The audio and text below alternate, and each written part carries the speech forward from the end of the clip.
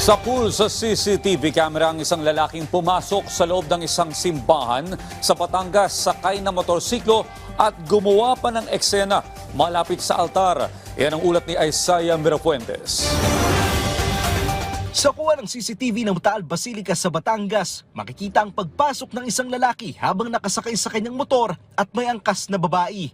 Nakabukas pa ang ilaw nito sa unahan at dire-diretsong pumasok patungong altar ng simbahan. Paghinto ng motor, palayong naglakad ang angkas ng babae, pero ang lalaki ay nagdire-diretso sa altar. Pagkababa ng lalaki sa motor, umakyat siya sa altar. Nagpunta sa upuan ng pari at pumalakpak pa.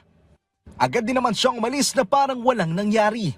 Nagreklamo ang mga taga-simbahan kaya agad naaresto ng mga otoridad ang lalaki.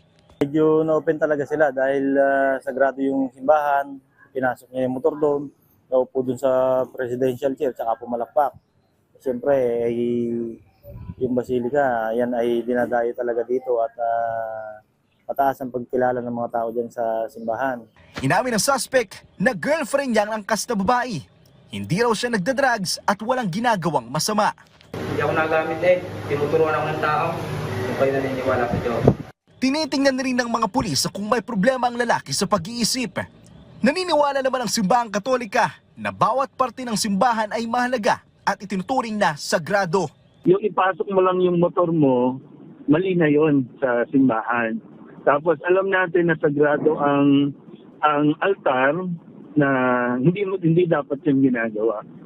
So, siyempre sa unang tingin, parang pag-disrespect yon sa kasagraduhan o kabanalan ng simbahan.